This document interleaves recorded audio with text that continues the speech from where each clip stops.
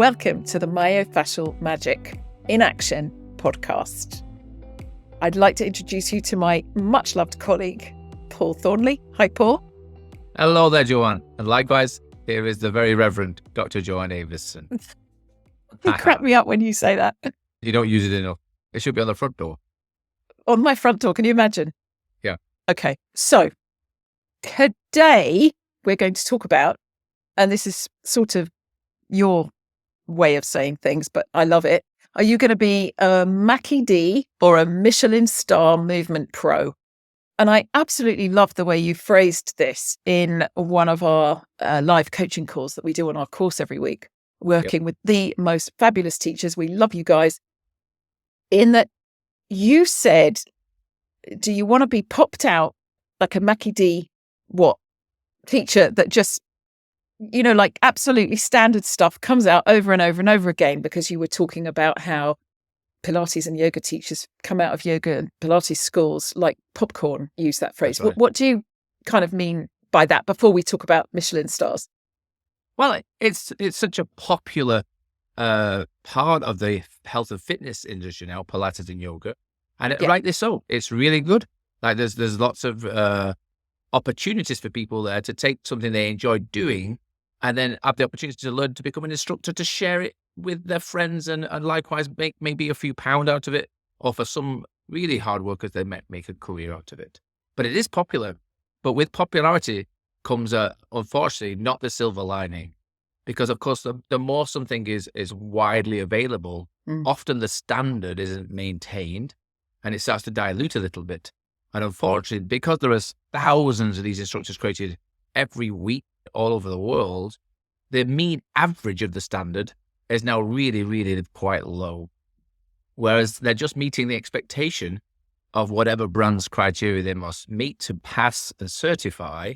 Yeah. And they're not being taught to become instructors. They're taught to remember repertoire or sequences that meet the expectation of their examiner. And then they go off and they've got the certificate in however many few hours they've participated in to complete the course and the subsequent months practice. Some is quite long, some is quite short. And then off they go. And then they have the same certificate as we all do. And we're all called the same title. The unfortunate thing is, though, there's such a variety of standards within the industry. Often the more professional and the ones that take it as a career and invest a lot more time and try to be an excellent instructor, we get left to the side because the vast majority of them are just doing it part-time and really just doing it because they enjoy it, not because they understand it. And there's a world of difference. There is. And there is also, and I know you've come across this as well, and I obviously have in yoga, people who are very, very diligent, who work really, really hard at understanding the postures. But we all began under this myth or spell of the biomechanical metaphor, which we now know is the wrong metaphor. So when we start talking about myofascial yoga or bringing myofascial work into it, myofascial magic, we call it, it's not the same use of the word, is it? There's times when, if we go back to our Mackie D standard, you've got your basic standard. Yes. Every bun is the same size, every burger's the same size, everything's got the same number of slices of cucumber and slices of cheese or whatever it is that you want in it. And everything is being standardized. And I think there are some very, very conscientious teachers out there who literally would love to unstandardize. But there's two things I hear about, and you might be able to comment on both of them, Paul. One is imposter syndrome.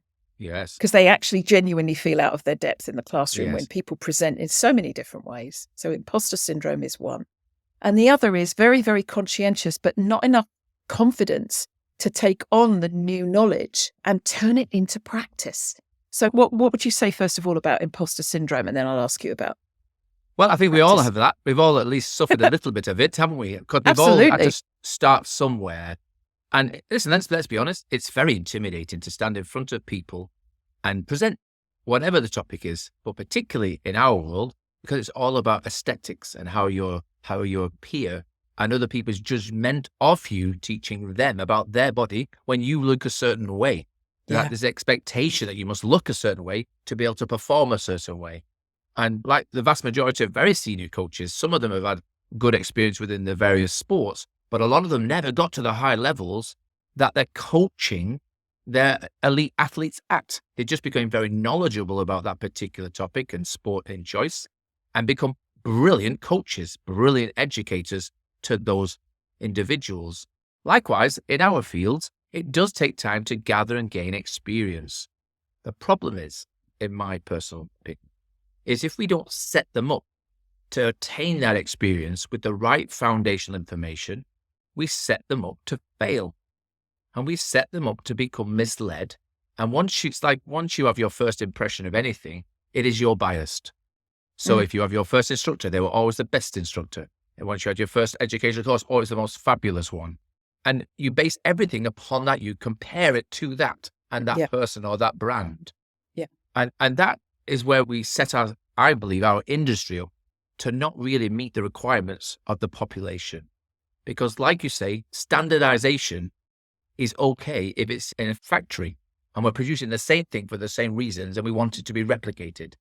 But our individuals are all uniquely built by themselves, and they uniquely move by themselves every moment of every day. So these repertoires and sequences are useful. They give people a baseline to observe people moving, and we give them an opportunity to follow a certain path. But our job, and this is what's hard about attaining the right experience, is who's assessing how you interpret those sequences and those repertoires, and what do you do about what you see? And they're not often taught to teach what they see. They're taught to repeat what they remember. And that's just like I'm talking about when I compare these lovely brands in the nutritional world, where we have a satisfactory burger that meets a certain satisfaction of hunger, but it's really non-memorable. You just did it. It just, in the moment, it felt good. Like any class, you feel good in the moment. You attended, you completed it, you've left, you have a smile on your face. But it didn't really hit that nutritional deliciousness that your body requires for you. You just met the requirement of the class type. Likewise, if you go to the other end of the spectrum in the nutritional world, you go to a Michelin Star restaurant. Well, now they're the very same name of product. It's a burger. However, they use the ingredients very differently. And the ingredients, although they're very similar, they're applied and conducted and placed together to speak to an individual's taste, to a unique flavor that suits that person. Yeah. And when you talk about that experience, when you go to one, you rave about it. You can't help it but get excited about that experience you had and that you went to a Michelin Star. And not to say that everything has to be such a high standard all the time. Sometimes you have a bad day. But if you're aiming at that end of the spectrum, on your bad day, you're still bloody brilliant. You're doing a great job and your clients are getting a great experience. Rather, if you aim for the low and they're just the average and it's okay. If you have a bad day, you're in a bad mood or you're not on your A game, then the class is absolutely rubbish. And I don't mind saying so. I've been to many rubbish classes. I love you for saying that because, well, sometimes it's not a bad thing to go to a rubbish class because it can actually boost your confidence when you sit there thinking, I wouldn't want to repeat that. I think it serves us. But you've just reminded me of something that was an amazing experience I had. I was in LA, just talking about what you were talking about before, about people having judgments about what you should look like if you're a teacher. And I share this because I have exactly the same. I don't look like an athlete. How can I help an athlete achieve athletic results? Yet I do frequently. Yeah. And they'll look at me like, well, what elite sport have you ever been in? I haven't. But it's not necessarily a criteria. And so I have a huge appreciation of how much confidence it takes to stand in front of a room and be able to make a difference to a number of people in all different shapes and sizes, configurations and abilities and levels. Yeah. And not be self-judgmental, not feel like that imposter syndrome because you don't fit a certain look. And I was in LA with a very, very dear friend of mine, and she's a ballet dancer. And at the time, she was in her 50s. And she said to me, I do a ballet class with the most wonderful ballet teacher in the world, and his name is Stefan. And he's Polish, and I want you to come with me to my class. And we went to the class that day, and it just so happened that the LA City Ballet Company, the real corps de ballet were there Yeah. practicing because Stefan is so amazing. And I believe he's now in his 90s. At this point, he was in, I don't know, he was 89 or 92 or something. And it was like seeing the character that played Giuseppe in the first ballet of Coppelia that I ever saw, Pinocchio's puppet maker. Yes. He was a little old man with a big long stick and white hair and a beard, and he barely stood up straight, and he barked at everybody. Yeah. And yet every one of those ballet dancers, Paul, I can't tell you, they worshipped the ground he walked on. They knew who he was. They knew how he was. I mean, he danced with Nureyev. He choreographed Nureyev. He was just incredible. And they were performing. So we had the general corps de ballet, and then we had the prima ballerinas. And they all gave me permission to be there. And I've got the most beautiful photographs of them and my friend all dancing. I thought I'd died and woken up in heaven. And he couldn't have looked more unlikely, is what I'm trying to say. He was a maestro, and he would go and play the music, and you'd have this fabulous ballet dancer, and what you work with the highest Royal Ballet in Dubai, and he would leap. This guy would leap, and Stefan's stick would go bang, bang, bang, bang, bang on the floor. What are you doing? Yes. And he'd stand there and look at him because the music, where is the music? I need the music in your soul. And he'd make these gestures and he'd go, no, stand still. And he'd stand still. This guy would stand still. And there was this combination of, you could see the ego that wanted to dance really well, but you could feel the dedicated professionalism that wanted to be better than that. Yes. You know, it was such an amazing sort of mixture of emotion. And this guy, he was in front of all his colleagues knew it was their turn next. So there was no pride. There was no hubris there. My God.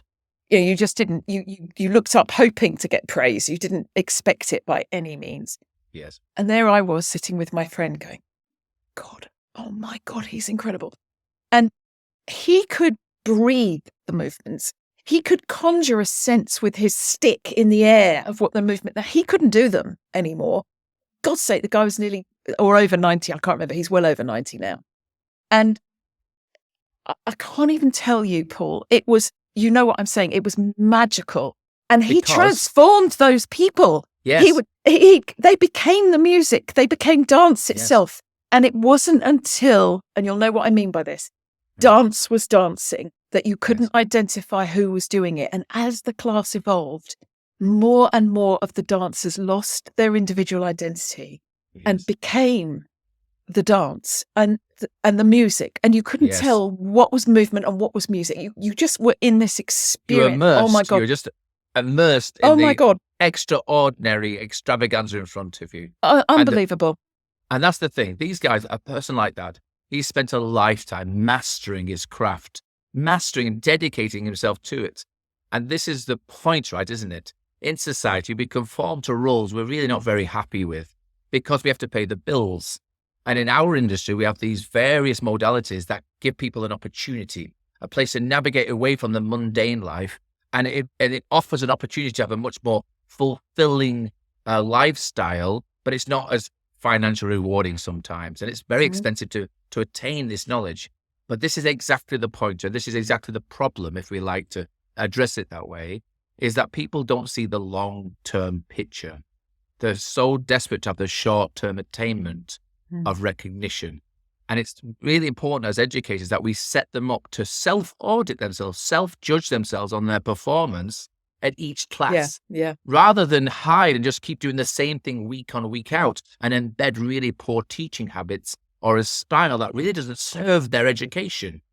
And that's what we offer. And what I hear every single day, otherwise I was going mad, like it's my own weird perception. But there are so many disgruntled instructors that have worked very hard to establish themselves in their various towns, cities, and communities in their countries. And now they're being overrun by the overwhelming new instructors that are in town, opening their own studios and having these little boutique places and then they bigger, grander studios. And they're drowning out the quality, almost like Chinese whispers.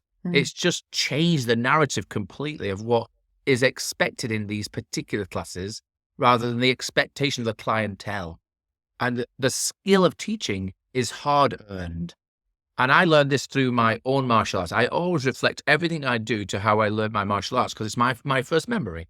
And I started when I was 7 and now I'm 53. And I've always been doing martial arts, one particular one for a very, very long time, for over 3 decades of karate.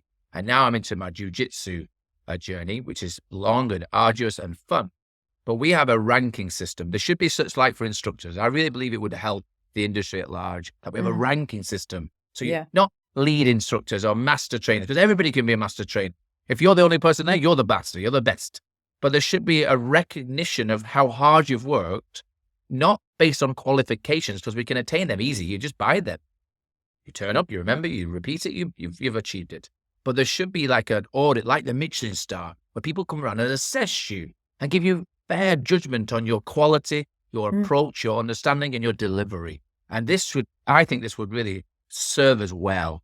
And in the martial arts world, we have a belt structure, and it's just a colored system of recognition of your dedication and of your achievement throughout your journey. And you started a white belt. And these people in martial arts, they often take anywhere of 10 years plus to get anywhere near the opportunity. You don't get given it to you. Yes, you have to earn it. And it's a reward. Yeah, you can't go and buy it. You can't say it's my turn. They give it you when it's appropriate and you've reached a level of recognition from your superiors who have also been through the system over many decades, and they get their black belt. And when you get your black belt, you're only just learning the journey from there. It's a new journey. You've only just started your journey after 10 years of learning, making many, many errors, many mistakes, failing many times, but attaining the knowledge and the craft of being efficient and effortless and understanding the art. And as you go along, this serves as well. But in our industry and in our society, especially in the fitness realm, everybody wants to be a black belt within a week, within the shortest time possible, to obtain these crazy transformations of the body. And they're being offered that by instructors who are also feel the requirement to meet that expectation. And they're using repertoire that is not appropriate way too early, that doesn't serve their customers. It doesn't serve themselves because they've not established a found understanding, a real crystal clear understanding of these foundational elements that will serve them for the rest of their life. They're in such a rush to succeed. And if they just slow down a bit, just slow down and have a look at yourself and interact with peers who are honest, that they're honest with their critique of you so that you grow from that information, that feedback, rather than it being very destructive criticism. It should be very constructive so that you benefit from staying in the communities that are out there, which is why we felt the need to create one for the world. I told you, didn't I? When we joined together, we take on the globe, we do it for the world. And it's what's happened. There are instructors from all over the world reaching out to us going, oh my God, this is exactly what isn't there. We've been looking for it. And thanks so much for creating this place, this safe place where we can be vulnerable and we can share ideas and share concerns and share stresses throughout our day and help each other find solutions that will leapfrog us. It will transform us through to our future. Well, they've got so much experience. And this is where I was going to say, this is where everybody can become a maestro within their own field because they've often put the time in. They've got the experience and they've struggled and grappled with the questions that made them feel what they called imposter syndrome. Yes. And sometimes it's the recognition that the very thing that they thought was kind of eluding them, the fact that they noticed it's missing is the key to their empowerment. And when we give them these fundamental keys and these simple sequences that develop the foundation, the recovery time for the difference to be made, it blows me away every single week that we do our live coaching calls. It just blows me away. I'm so thrilled and excited. And we've got one particular teacher that I want to mention as we wrap this up, who's working with nonverbal clients with special needs. And she's done quite a lot of yoga training. And in this environment, it's totally inappropriate. So she's got lots of experience of lots of movement, but this isn't about these people learning movement. It's about them acquiring a few moments a day of stillness, of relaxation, of being able to switch off the noise. And I mean the inner noise and the noise of fidgeting reflexes and the neurological noise, you might call it. And she's just used these principles that we've worked with her for a while now. And she was with me yesterday saying, but I did this and I did this and I did this. And do you think I'm doing it right? And I said, I think it's absolutely unbelievable what you're doing. Yeah. What's the feedback that you get? And she said, who from? Mm. And I said, well, from the students or from the staff. And she said, well, the students don't speak. Yeah. I said, I'm sorry? She said, the students don't speak. Yeah. They just rest. And after I've worked with them really gently using different little sequences and micro movements, they become still. And it might be the only 10, 15 minutes of stillness in their entire day. And now what happens is they come in, they get straight on their yoga mat, take off their shoes, and they immediately want to do this sequencing. And to make them feel very safe, she always starts and finishes with the same thing, so they know when it ends and when it finishes. A familiarity now. She's created and established. She's unbelievable. And I fed back to her in a different way what she thought was so junior, was so exceptional, Paul. Yes. I honestly was moved to tears. And somebody in the place, one of the staff, said, how do you get them to do as they're told? Yes. And she said, I don't tell them. No. I don't tell them anything. If she says anything, it's a whisper. But she just makes a little gesture with her hands that they now understand.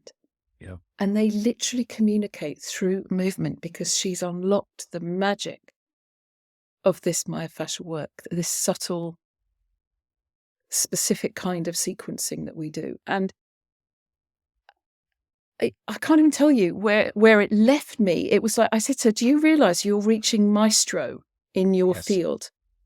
Well, exactly. But with due respect to this instructor, she's so diligent because she has a particular set of circumstances to manage. How can she? And what she's done, she's gone, I need to understand what I'm talking about better so that I can find the right dialogue, whether it be non-verbally or just imagery orientated or signaling, that she's learned how to unlock that sacred code, if you like, on the safe. Because each one of us has our own combination code to learning. Exactly. And if we don't find that and we keep teaching in parrot fashion, and we're always hands-on, because that's easy peasy, right? When we put our hands on, we can make it happen. And it can be very useful, but we have to find our own individual pattern of teaching to the individuals within the room on that day. And I think it's brilliant that this instructor has found a way to utilize this resource of knowledge. And this is what I mean. She's invested time and she's experimented to the point where she's now being successful in such a way, which is exactly why this should exist, is that it becomes instinctive to the participant. She has done a remarkable job to educate these people in this particular way so that now they understand automatically without her instruction or without her invitation. She's arrived and they know what to expect from themselves so that they're ready to benefit from that time frame with her. And that is unbelievable. It's unbelievable. And not only has she done it once with two people in a class, she's now replicated it with another two people in another class. Wow. Very now good. she's looking at taking it to a small group. Yes. Because she said, I'm realizing the common denominators that I can bring together, and then the emergent properties are safely confined in the right situation, obviously the right place, and where this takes place and how this takes place. Yes. But it was the humility with which I realized that just as Stefan was the maestro with the royal ballet dancers, as it were, I suddenly had this sense that watching her would be the same privilege. I think it is beautiful. And every instructor out there has to look at themselves in reflection in the mirror if they can. And ultimately, their main job is to be a conductor of a very disorganized orchestra. Brilliantly said. And you just tap it gently, and you just direct, and you invite, and you involve, and you integrate. You don't dictate. It's not a speech you're giving them. It's a rhythmic invitation to join in where they're at the frequency that they can play. And that's what group classes come. And now this particular instructor has found her feet. She's found her confidence in her ability to share this. So she's now prepared to experiment with a bigger group. And this is the key, isn't it? If you slow down and you try to master the basics to an advanced level, a real exquisite level, then you can be braver and offer it to a bigger audience of much differing abilities, rather than starting at the other end of the spectrum where we've got the whole sports arena and you're trying to entertain them and you're not having any true impact other than an entertaining one, because you can't spot and guide them as the conductor. You're just lost in a haze of enthusiasm, which unfortunately doesn't always bear fruit. On which note, you know who you are, person out there who's doing this teaching. Maestro. Congratulations. And all our love, and thanks for joining us, and we'll see you soon. Take care, guys. Bye-bye.